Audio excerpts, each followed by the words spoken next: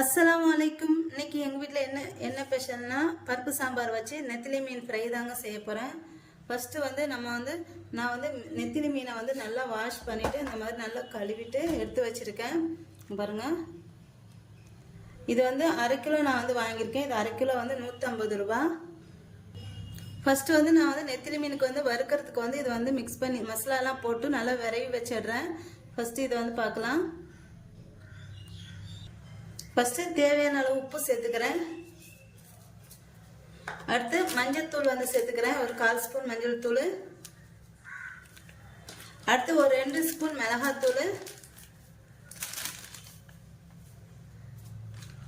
அடுத்து வந்து மல்லித்தூள், ஜீரகத்தூள், மிளகுத்தூள் இது எல்லாம் சேர்ந்து வச்சு பொடி பண்ணி வச்சுருக்கேன். அதாவது மல்லித்தூள் வந்து ஒரு ஸ்பூனு, ஜீரகத்தூள் அரை ஸ்பூனு, மிளகுத்தூள் ஒரு அரை ஸ்பூனு. இப்போ இதை கலந்து விட்டுக்கிறேன். இது வந்து அடுத்து அரிசி மாவு வந்து ஒரு ஸ்பூன் வந்து போட்டுக்கிறேன். இதெல்லாம் நல்லா மிக்ஸ் பண்ணிக்கலாம் எல்லாத்தையும். இப்போ இது வந்து நான் வந்து மீன் வந்து நல்லா கழுவிட்டு கடைசியாட்டு ஒரு 2 ஸ்பூனு நல்லெண்ணெய் ஊற்றிட்டு திரும்ப ஒரு டைம் கழுவிட்டிங்கன்னா இதில் உள்ள கவுச்ச வாடை எல்லாமே போயிடும். இல்லைன்னா வினிகர், நான் வந்து நல்லெண்ணெய் தான் ஊற்றுவேன். நல்லெண்ணெய் ஊற்றினா நல்லாயிருக்கும். அதாவது அந்த கவுச்ச வாடைலாம் போயிட்டு மீன் வந்து நல்லாயிருக்கும், ரொம்ப ஸ்மெல் வராது மீன் வந்து. இப்போ இது எல்லாத்தையும் நல்லா மிக்ஸ் பண்ணியாச்சு. அடுத்து ஒரு ஸ்பூன் வந்து கடலை மாவு இதையும் சேர்த்து நல்லா கலந்து விட்டுக்கிறேன். கலந்து விட்டுட்டு இதை வந்து நான் வந்து ஒரு 15-20 நிமிஷம் வந்து வச்சிடுறேன். இதை வந்து வச்சுட்டு இப்போ வந்து பருப்பு குழம்பு எப்படி செய்யறதுன்னு சொல்லிட்டு பார்க்கலாம்.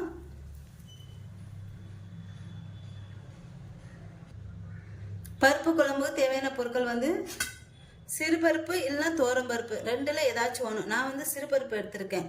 நீங்கள் எந்த பருப்புலாம், தோரம்பருப்பு இல்லை சிறுபருப்பு ரெண்டில் எதுனாலும் எடுத்துக்கோங்க. இது வந்து நான் வந்து ஒரு 1/4 கப் எடுத்திருக்கேன். ஒரு 6 பல்லு பூண்டு, ஒரு சின்னதாக ஒரு வெங்காயம், பல்லாரி வெங்காயம் இல்லை சின்ன வெங்காயம் எதுனாலும் சேர்த்துக்கோங்க. சின்ன வெங்காயம் தான் நல்லாயிருக்கும். நான் வந்து பல்லாரி வெங்காயம் வந்து எடுத்துருக்கேன். அடுத்து பெரிய தக்காளியாக ஒரு தக்காளி.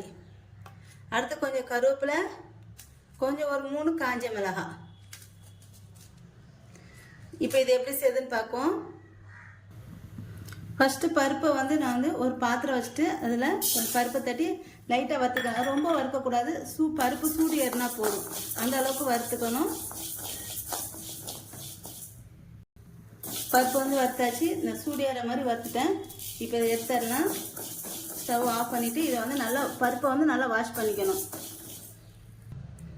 பருப்பு வந்து நல்லா வாஷ் பண்ணியாச்சு.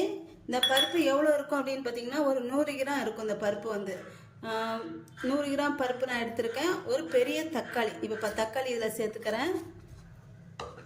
அடுத்து ஒரு சின்னதாக ஒரு பல்லாரி வெங்காயம் இந்த மாதிரி ஒரு சைஸ் எடுத்துக்கோங்க. அதை நான் இதை வந்து இதில் சேர்த்துக்கிறேன்.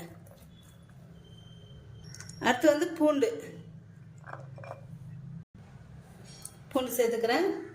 அடுத்து 1/4 ஸ்பூன் மஞ்சள் தூள் 1/4 ஸ்பூன் சேர்த்துருக்கேன். அடுத்து வந்து ஒரு 1/4 ஸ்பூன் மிளகாத்தூள் வந்து நான் 1/4 ஸ்பூன் தான் சேர்க்குறேன். அடுத்து இதில் இப்போ வந்து தண்ணி வந்து ஊற்றிக்கிறேன். தண்ணி வந்து நாங்கள் வந்து அளந்தெல்லாம் ஊற்ற மாட்டோம், அப்படியே எங்கள் கண்ணில் பார்வையில் தான் அந்த மாதிரி ஊற்றிக்கிடுவோம். அதே மாதிரி தான் நான் இப்போ ஊற்றுறேன். இருந்தாலும் உங்களுக்கு வந்து யாருக்கு அளவு தெரியணுங்கிறதுக்காண்டி வேணால் சொல்கிறேன். இது 1 கப்பு பருப்பு இருந்துச்சுல, 1 2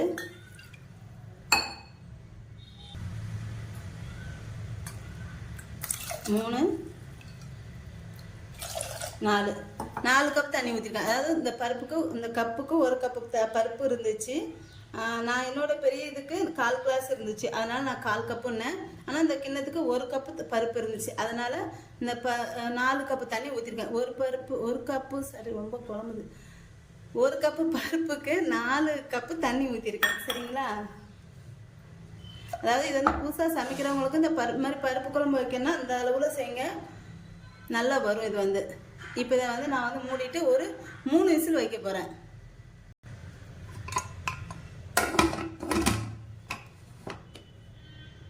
பாருங்க, பருப்பு வந்து நல்லா வெந்துருச்சு. இது இப்போ நல்லா இந்த மாதிரி கடைஞ்சி விட்டுக்கணும். லைட்டாட்டு கடைஞ்சி விட்டுட்டு இதில் வந்து நான் வந்து தண்ணி, நம்ம சாம்பாருக்கு தண்ணி ஊற்றோம்னா அந்த மாதிரி இதில் வந்து வெந்நீர் ஊற்றிக்கணும், தண்ணி ஊற்றக்கூடாது.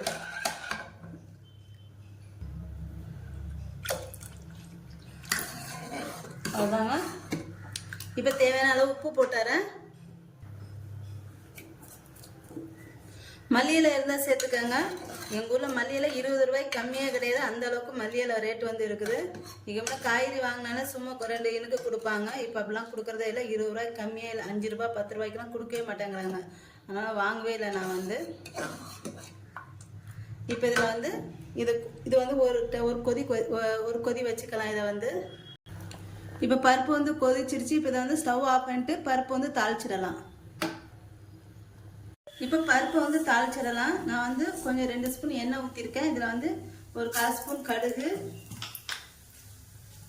அடுத்து 1/4 ஸ்பூன் ஜீரகம், அடுத்து பொடியை நறுக்கின வெங்காயம் ஒரு 2 ஸ்பூனு. இது எல்லாம் பொரியட்டும். அடுத்து காஞ்ச மிளகாய் வந்து சேர்த்துக்கிறேன்.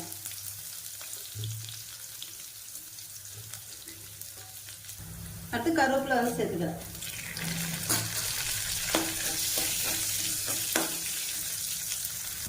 இப்போ பருப்பு குழம்புக்கு வந்து தாளிச்சாச்சு. இப்போ இதில் வந்து நான் வந்து பருப்பில் கொஞ்சமாக போட்டிருக்க மஞ்சத்தூள், இதில் வந்து ஒரு சிட்டுக்கு மஞ்சத்தூள் போட்டுக்கிறேன் எண்ணெயில். ஸ்டவ் ஆஃப் பண்ணிட்டு போட்டுக்கணும். போட்டாச்சு. இப்போ இதை வந்து பருப்பில் வந்து ஊற்றிடலாம். இப்போ பருப்பில் வந்து தாளிச்சு வந்து போட்டுக்க போகிறேன். அவ்வளோதாங்க, பருப்பு குழம்பு வந்து ரெடி ஆயிடுச்சு. அடுத்து வந்து இப்போ ஃபிஷ் ஃப்ரை பண்ணிடலாம். இப்போ ஒரு பேனில் பாத்திரத்தில் கொஞ்சம் எண்ணெய் ஊற்றிருக்கேன். இப்போ இதில் வந்து இது காஞ்சதுக்கப்புறம் இதில் வந்து மீன் பொரிச்சு எடுத்துடலாம். ஃபஸ்ட்டு வந்து கருவேப்பிலை போட்டுக்கிறேன். கருவேப்பிலை போட்டால் இது வந்து மீன் வந்து ஒட்டாது, அதுக்காண்டி கருவேப்பிலை வந்து சேர்த்துக்கிறேன்.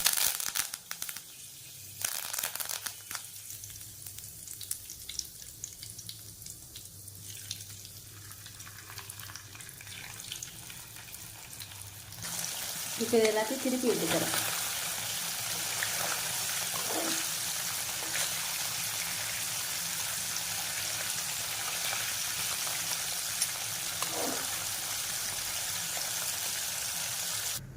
அவ்வளோதாங்க, நெத்திலி மீன் வந்து ஃப்ரை பண்ணியாச்சு. நெத்திலி மீன் ஃப்ரை, அப்புறம் வந்து சிறுபருப்பு குழம்பு, பாசிப்பருப்பு குழம்பு. எங்கள்கிட்ட இன்றைக்கி தாங்க லஞ்சு. என்னோட இந்த வீடியோ உங்களுக்கு பிடிச்சிருந்தா லைக் அண்ட் கமெண்ட் ஷேர் பண்ணிக்கோங்க. என்னோட சேனலை மறக்காமல் சப்ஸ்கிரைப் பண்ணிக்கோங்க.